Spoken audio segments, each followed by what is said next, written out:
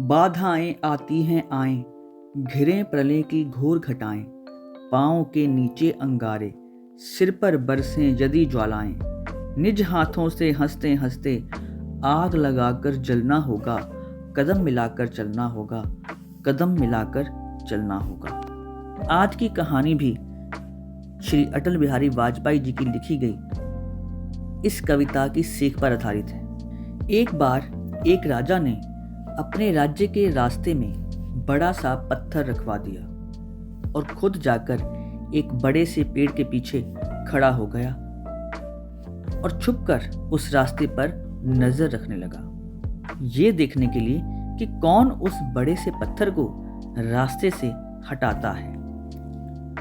थोड़ी देर बाद उस रास्ते पर कुछ लोग आते हैं और उन लोगों को जब रास्ते पर एक बड़ा सा पत्थर दिखता है तो वो लोग रास्ता बदल देते हैं और दूसरे रास्ते से चले जाते हैं। फिर थोड़ी देर बाद उस रास्ते पर राजा के राजमहल में जो काम करने वाले थे वो लोग आते हैं और वो भी जब बड़े से पत्थर को देखते हैं तो बिना उस पत्थर को रास्ते से हटाए वो सब वहां से चले जाते हैं और उल्टा राजा को बुरा भला कहते हैं।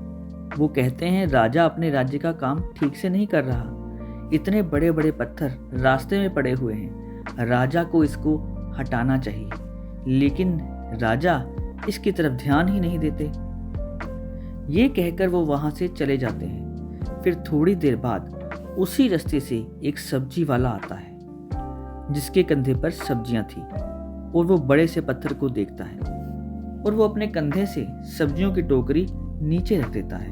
वो उस पत्थर को हटाने की कोशिश करता है। बहुत मेहनत के बाद वो सब्जी वाला बड़े से पत्थर को रास्ते से हटा देता है। जैसे ही उस पत्थर को रास्ते से हटाता है, उस पत्थर के नीचे बहुत सारे सोने के सिक्के और एक चिट्ठी रखी हुई मिलती है जिसमें लिखा हुआ था कि इनाम राजा की तरफ से पत्थर हटाने वाले के लिए है। और ये सब होते हुए पेड़ के पीछे से राजा खुद देख रहा था। राजा उस आदमी के पास जाता है और उस आदमी को राजा अपने महल का सबसे खास सचिव बना लेता है। इस कहानी की सीख है कि हमें रास्ते में आने वाली परेशानियां, रुकावटें और मुश्किलें आगे बढ़ने का मौका देती हैं। इसलिए जिंदगी में जब भी ऐसा मौका मिले तो उस मौके को अपने हाथ से गवाओ मत।